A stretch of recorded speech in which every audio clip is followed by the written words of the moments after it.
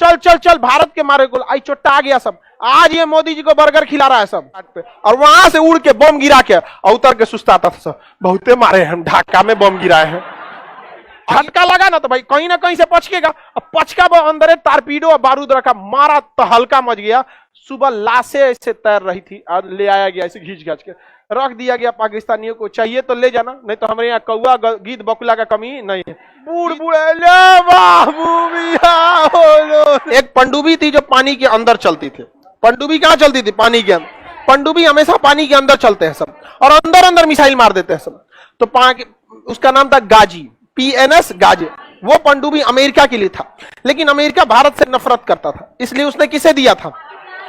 पाकिस्तानी को दिया था। अब उसने टारगेट दिया PNS गाजी को कि तुम निकलो और सीधे जाओ हिंद महासागर होते हुए बंगाल की खाड़ी में, तुम्हें किसी को नहीं मारना है, विक्रांत को मार के गिरा देना।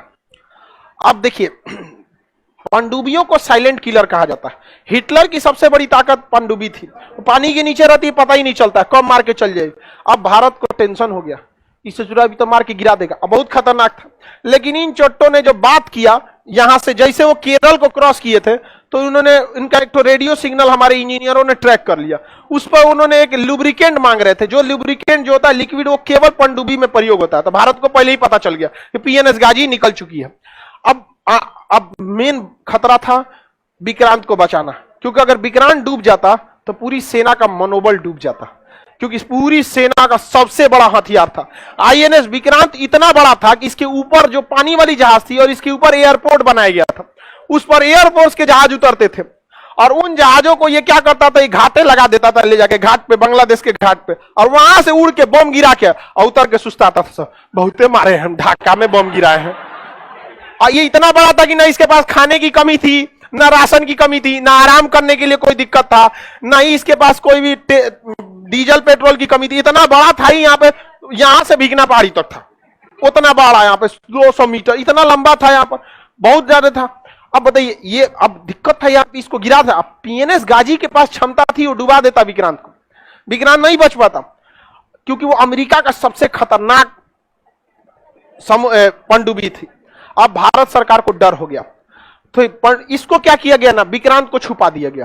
कहां छुपाया गया किसी को नहीं पता, बस हम आपको इंटरनल बताते हैं कि अंडमान निकोबार में था, बट हम वो नहीं बता सकते आपको कि अंडमान में कहां था, क्योंकि सबके लिए जिम्मेदारी होती है। जैसे आप किसी चीज को जानते हैं, तो आप जानते हैं तो बहुत सारे लोग आपकी बातों को ध्यान नहीं देंगे, ना ही आप बातों को उतना पहुंचा सकते हैं।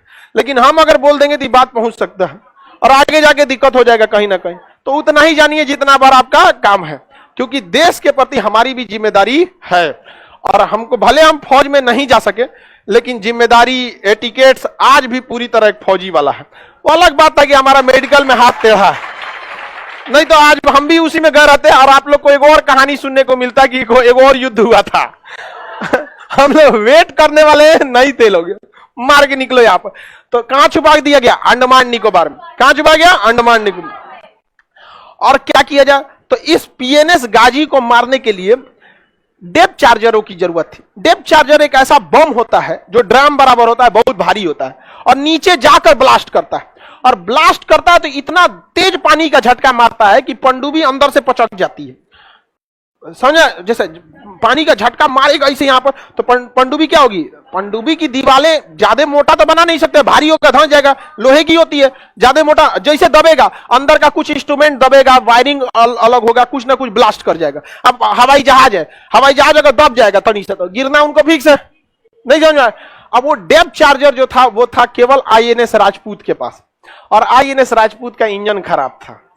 वो सर्विसिंग के लिए आया था विशाखापट्टनम में। कहां था? विशाखापट्टनम। युद्ध दिमाग से जीता जाता है। तो नौसेना के अधिकारियों ने कहा कि एक काम करो, हल्ला कर दो ना कि INS विक्रांत विशाखापट्टनम आया है, ताकि PNS गाजी खोजते खोजते उसको कहां आएगा? विशाखापट्टनम। अब विशाखापट्टनम में उनके अब्बा इंतजार कर रहे हैं, INS राजपूत।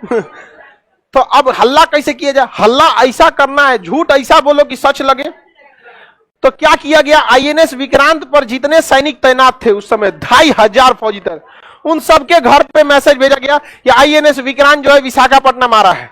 INS विक्रांत कहां आ रहा है? विशाखापट्टनम। जिनको जिनको अपनी फैमिली से मिलना है मिल लो, और सब लोग आगे लोग विशाखापट्टनम में, हमारा मिलना, हमारा बबुआ पे कैप्टन हो लो, कोनो करे हमारा बाबू पे खाना बनाता है, सबका अलग अलग उस पर डिपार्टमेंट होता है, कोई खाना बनाने वाला है, कोई सेलर है, कोई रडार मेंटेनेंस है, कोई डीजल मेंटेनेंस, सब आ गए लोग यहाँ पे। विशाखापट्टनम में हल्ला हो गया यहाँ पर, और विशाखापट्टनम की सब्जी मंडी में ऑर्डर दिया गया कि हमको 6 महीने का सब्जी चाहिए, 2000 किलो आलू, 10,000 अंडा चाहिए, बॉयल अंडा चाहिए होता है ना एनर्जी। देखिए नॉनवेज में एक खासियत होती है कि आपको इंस्टेंट एनर्जी दे देता है।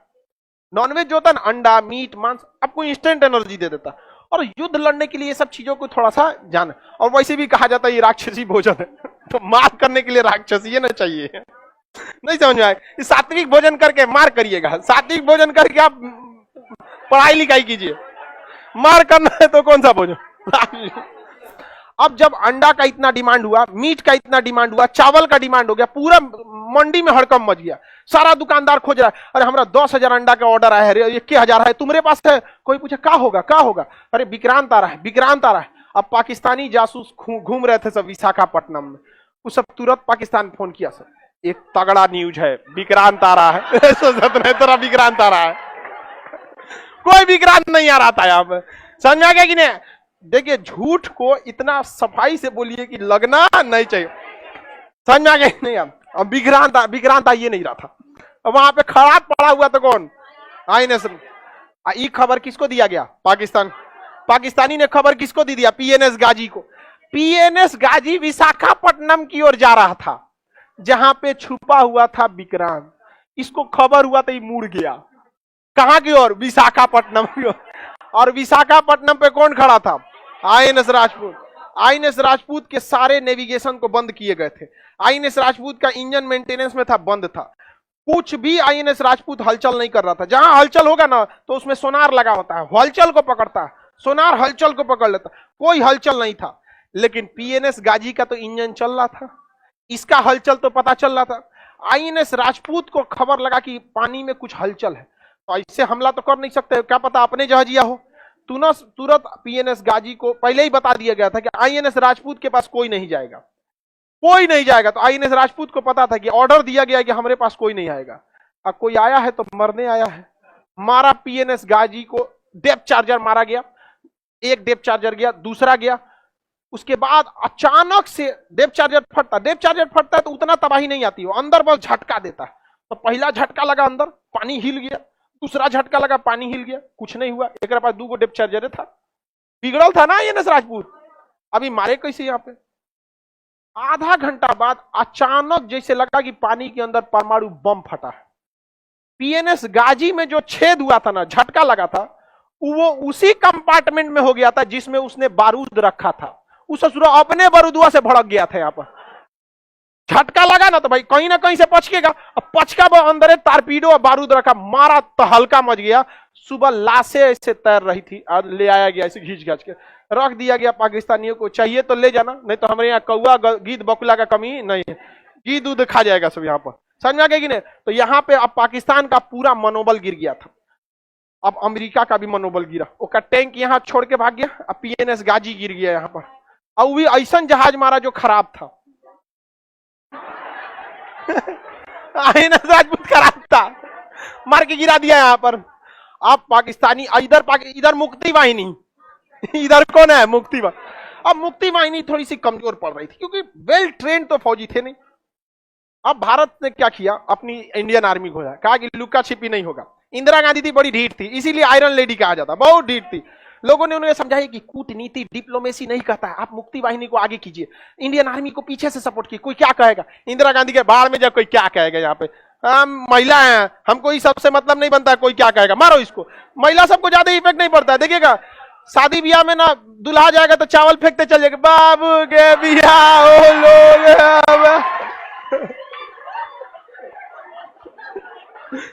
कोई फर्क नहीं पड़ता उसको, कोई कुछ चुका है, हमको क्या मतलब है। अच्छा बता, आप अपने पिताजी से कहिएगा या चाचा जी से कि बियाह हो रहा है, आप चावल फेंकते जाइए, थमा देगा लोटा आपको, फेंक तो बियाह हो लो। लेकिन महिला सबको बस अपना टारगेट दिखता है, बबुआ का बियाह हो रहा है, मेरा राग अच्छा है या नहीं है, कोई क्या बूढ़ बूढ़े ले बाबू बियाह हो लो। हम तो समझने की कोशिश करते हैं कि आखिर ये बूढ़ी माता गा क्या रही हैं। समझ में नहीं आता है क्या गा रही है। हाँ? आप लोग को समझ में आता है? समझे में नहीं आता, लेकिन उनको बिलीव होता है कि एकदम लता मंगेशकर है वो। आप लोग को भी समझ में नहीं आता? तू लोग भी बूढ़ा होगी तो ऐसे ही करेगी लोग। तो इंदिरा गांधी कही गया लोग क्या कहेंगे क्या नहीं कहेंगे, मुक्ति वाहिनी लो, इंडियन आर्मी को तुरंत आदेश दी। मानेकशा से कहेंगे अब लड़िएगा ना, अरे हम पीछे कब हटे थे। मानेकशा कहेंगे एकदम एक नंबर, घुसा दिया इंडियन आर्मी अंदर। इंडियन आर्मी जो तहलका मचाई जिसका कोई हद नहीं। लेकिन इंडियन आर्मी का मेन मकसद बांग्लादेश को स्वतंत्र कराना था। जो यहाँ पे यहाँ के जो राज्यपाल थे, क्योंकि शेख मुजीबुर रहमान को तो गिरफ्तार कर लिया गया, तो राज्यपाल शासन लग जाता। राज्यपाल जो घर में थे, तो इंडियन आर्मी उनको नाश्ता करने के बहाने बाहर बुलाई और घरवा पे बम गिरा दी और उनको समझाई कि देखिए आपको बाहर निकाल के बम गिरा है। आज जोड़ लिया भाई हमें छोड़ते। अब बताइए उस इंसान पे कितना बुरा, उसका मनोबल कितना गिर जाएगा जिसको घर से बाहर निकाल के बम गिराइए। घर देख रहा है क्या घर गिर गया। अब उसकी पत्नी कर यार ये रे चोटा, तू सरेंडर करेगा कि हम तोरा मारे, हम यहाँ पे हम ना मर तो तोरे साथ भाग यहाँ से यहाँ पे। अब भाई राज्यपाल के सरेंडर करने से सरेंडर थोड़ी हो जाता है। अब बिहार के राज्यपाल सरेंडर कर देंगे तो क्या बिहार सरेंडर हो जाएगा? राज्यपाल के हाथ में नहीं होता, लेकिन एक संकेत होता है ना कि तुम्हारा कमांडर गया काम से यहाँ पर। अब वहां पर काम किया सबसे जबरदस्त बीबीसी वालों ने। बीबीसी ये न्यूज वाले हैं सब, बीबीसी वाले ने। देखिए भारत सरकार ने क्या किया, पैरा कमांडोज को उतारा, पैरा कमांडो को। तो पैरा कमांडो जो पैरासूट से उतरते थे सब नाम, उस पैरा कमांडो के बीच में जैसे उतरे लोग तो कीचड़ में फंस जाते थे। तो पैरा कमांडो भी अचानक आके हमला करने के लिए बहुत प्रसिद्ध होते हैं लोग, तो पैरा कमांडो उतारा गया। इसका खबर किसको लग गया? बीबीसी को। अब भारत की एक स्ट्रेटजी थी, पैरासूट से पुतला गिराना था, मतलब सेना नहीं पुतला। आई बीबीसी ने कह दिया कि 5000 कमांडो उतारे गए हैं। हवा से कितने कमांडर उतारे गए? पैरा कमांडो सबसे खतरनाक होते हैं। पूरी इंडियन आर्मी का सबसे खतरनाक पैरा एसएफ कमांडो होते हैं, जो ऑरेंज मैरून कलर का कैप पहनते हैं, पैरा कमांडो। उनका परेड भी अलग होता है। सारे लोग परेड जो करते हैं ना, ये कदम ताल पे करते हैं, अब वो नहीं, वो हथियार लेके वो कूद के ऐसे ऐसे उनका परेड होता है। वो कभी चलते नहीं है। पैरा कमांडो कभी भी आप परेड में ऐसे नहीं देखेंगे चलते हुए। यहाँ पर वो हमेशा हथियार लेके ऐसे और ऐसे ऐसे ऐसे ऐसे चलेंगे। जितना दूर जाना है उनको ऐसे ही कूदते जाते हैं। पैरा कमांडो उतारा गया किसको? पैरा एसएफ को, पैरा स्पेशल फोर्सेस को। उतरे थे तो 200-300, बाकी पुतला था, और पुतला भी था तो 200-250 पुतला था। बीबीसी वाला हल्ला कितना कर दिया? 5000। और बीबीसी इतना बड़ा न्यूज चैनल है ना कि लोगों ने बिलीव कर लिया। पाकिस्तान वाला डर गया, समझा। मुक्ति वाहिनी मार रहा है, इंडियन आर्मी मार रही है, एयरफोर्स मार रही है, नेवी मार रही है, ये बचा था सब 5000 कूद गया। सब किसके घर पे कूदा है सब को इसको क्या पता। अब कोनो घरे का ऊपर का दरवाजा बंद करके भाग गया सब, भाई सीढ़ी वाला बंद कर दो, कूदा है सब 5000। कहाँ है? अब पाकिस्तानी आर्मी का तो हालत खराब हो गया। पाकिस्तान को लगा अब कुछ नहीं हो सकता है। तब ये अपने अब्बा को बुलाया, अमेरिका। अमेरिका को कहा कि हमारी जान बचा लीजिए, आपको जहां सेना का अड्डा कहना होगा हम यहां दे देंगे, यहां दे देंगे। आपका मन, आप हमारे घरे में रहिएगा, हमारे ससुराल में रह जाइएगा, कोई दिक्कत नहीं है। आपका मन करे तो आप जहां मन वहां रहिएगा, हमको कोई दिक्कत नहीं है। हम अपनी पत्नी वाला भी आपको कमरा दे देंगे, चलिए।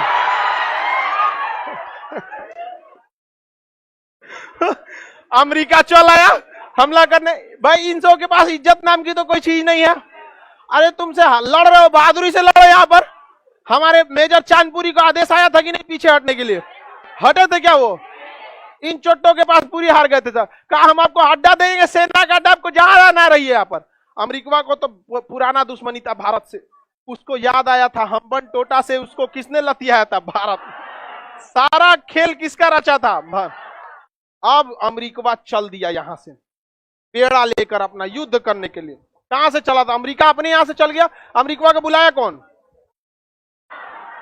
कहा कि बांग्लादेश को बचा लीजिए। तो पाकिस्तान, अमेरिका यहां से चल दिया अपना बड़का जहाज लेकर, 7वां बेड़ा। कौन सा बेड़ा? हम लोग का जो आईएनएस विक्रांत था ना, उससे डबल बड़ा ये था 7वां बेड़ा। इतना बड़ा जहाज था कि इसके ऊपर 40 ठो उड़ने वाले जहाज आते थे। इसके में परमाणु बम था, परमाणु बम लगा हुआ था। किसमें? सातवां बेड़ा में। और इसके साथ पनडुब्बी, डिस्ट्रॉयर, फ्रिगेट, मतलब ये जब चला था तो अपने साथ 30 से 35 पानी वाली जहाजों को लेके चला था। ये अकेले चलता ही नहीं था, इतना खतरनाक। चल दिया सातवां बेड़ा लेके यहां पर। अब भारत का हालत खराब, ये अकेले युद्ध का गेम पलट देता। पूरे इराक को ये अकेले हरा दिया था सातवां बेड़ा, अकेला गेम पलट देता इसका परमाणु बम से लेकर। और दूसरा एक बात और होता है ना, देखिए गांव का बहुत बड़ा दबंग आदमी आपको एक तमाचा मारेगा ना तो आप बस कंप्रोमाइज करिएगा, आप पलट के उसको नहीं मारते हैं। और ये सबसे बड़ी गलती हो जाती है। पलट के मजबूत इंसान को कभी नहीं मारना चाहिए। अब मारना चाहिए तो एक बार में उठना नहीं चाहिए, वो एक बार में अगर उठना नहीं चाहिए उसको, कभी भी नहीं, कितना भी बड़ा रहे यहां पे, एक बार में उठना नहीं चाहिए। कहियो कुछ मार दो सचुरात, लेकिन एक बार में।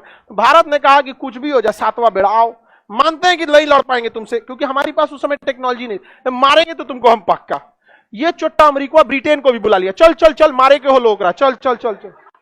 फ्रांस को भी बुला लिया, चल चल चल भारत के मारे को। आई चोट्टा आ गया सब। आज ये मोदी जी को बर्गर खिला रहा है सब, समझ में आ गया कि नहीं? पिज्जा खिलाता है सब। लेकिन ये चोट्टे मारने आए थे सब हम लोग को। इतिहास कोई भूल जाए, हम ना भूलने वाले हैं, कभी नहीं भूलना चाहिए इतिहास। ये हम मानते हैं कि हम लोग भी लिट्टे का मतलब हुआ था, युद्ध में सब कुछ दिया जाता, लेकिन अमेरिका भी शरीफ नहीं है। युद्ध में कोई अंतरराष्ट्रीय रिलेशन में हम लोग को देश देखना है, शराफत नहीं, समझ में आ गया ना? सब आया था सब मिल के मारने। इंदिरा गांधी का तो हालत खराब हो गया। इन्होंने कहा रसिया को, याद है कुछ? गैलो हमारा हालत खराब, ये सब लेके आए। आई चोट्टा बहुत कमीना होता है सब। पहले अमेरिका आएगा, फिर ब्रिटेन आएगा, फिर फ्रांस आएगा, उसके 29 देश आ जाएंगे सब नाटो सेना लेकर। अब बताइए 29 देशों से एक आदमी अकेले लड़ पाएगा? वो भी भारत जैसा उस समय 1971 में विकासशील देश, हमारे पास कुछ भी नहीं था उस समय, फैक्ट्री तक बढ़िया से नहीं थे। रूस ने कहा कोई दिक्कत नहीं, टेंशन न, हम भी भेजते। इसने भेज दिया अपना 40वां बेड़ा। 40वां बेड़ा आके हिंद महासागर में लग गया। 40वां बेड़ा के साथ जितने भी पनडुब्बियां थी, इसने उस समय 8-9 गो पनडुब्बी भेजा था, और हर पनडुब्बी में परमाणु हथियार थे सर। पनडुब्बी को रूस ने जानबूझ के पानी के ऊपर ले आ दिया कि देखो यहां पे, चारों ओर से सजा दिया, जहाज वहाज सब सजा दिया यहां पर। और विक्रांत को कहा कि निकलो अब तुम, कहां से? अंडमान निकोबार, मारो इसको धा के। अब भारतीय सेना पूरा समझ जाइए कि सुपर ओवर खेलने के लिए तैयार थी।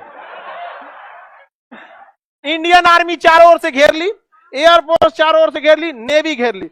इसने कहा कि हम गारंटी लेते हैं कि चोट्टा में से एक वो अंदर नहीं आएगा, बाकी तुमको धोना है तो धो दो। इंदिरा गांधी मानेकशा से कहीं सुन रहे हैं ना? मानेकशा कहा कि आपको सुनाने की जरूरत नहीं, काम चालू है, वर्क ऑन प्रोग्रेस।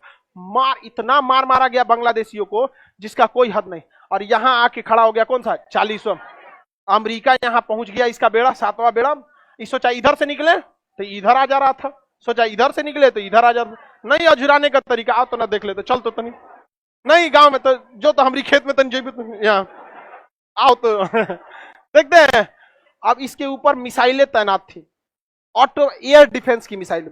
इसके पास जो एयर डिफेंस S-400 अभी भी कितना तगड़ा, कोई आता है S-400 के आगे? कोई नहीं। इसने अपने एयर डिफेंस को एक्टिवेट कर दिया, और वो एयर डिफेंस इतना खतरनाक था कि 400 किलोमीटर के दायरे में कोई भी आएगा ना तो जहाज के कैप्टन को वार्निंग दे देगा कि आ गए हैं एक आदमी नाश्ता के लिए।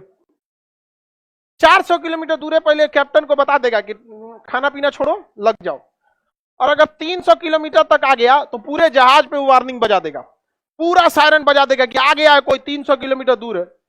200 किलोमीटर पे रहेगा तो सीधा खबर भेज देगा मॉस्को कि चोट्टा कुछ नहीं किया है अभी तक, हम उसको 400 किलोमीटर से वार्निंग दे रहे हैं, अभी तक क्या नहीं किया यहाँ पे। और 100 किलोमीटर के दायरे में आएंगे तो कहेगा भाड़ में जाओ, मार देते हैं खुद। रूस ने पूरे अपने एयर डिफेंस को एक्टिवेट कर दिया और अमेरिका को बता दिया कि दम है तो आ जाओ।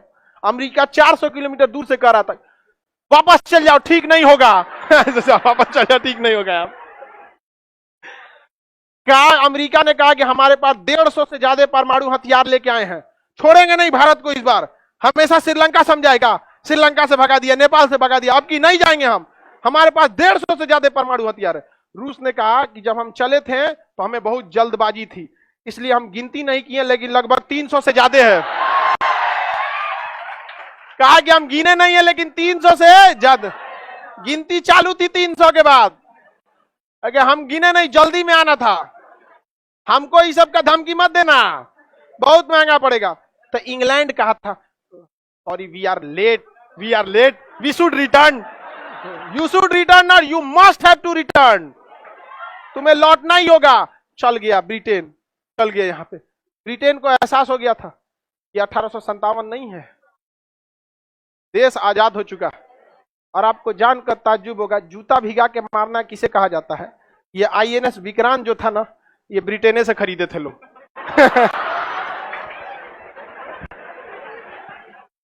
भर रास्ता अमेरिका ब्रिटेन को घर आया था। तोरा बेचला बिना जरूरत था, काहे बेचा रहे तुम मुझको? बाहर रास्ता घर आया था। और what will I do, I don't know the what will happen in future. वो कहा कौन जी पता फ्यूचर में क्या हो जाएगा। अब जाओ तुम यहां से। अब यहां से जब ये लोग चल गए, 1.5 महीना बाद गया था रूस यहां से, 1.5 महीना तक लंगर डाल के खड़ा था। इसलिए हमेशा याद रखिएगा, 2 नए दोस्त से अच्छा एक पुराना दोस्त होता। और आज भी हम लोग हमेशा खड़े रहते हैं रूस के लिए। और अंदर तबाही मचाया था कौन? विक्रांत। विक्रांत खरीदा कहां से गया था? इंग्लैंड से। बड़ी गरियाया था अमेरिका इंग्लैंड।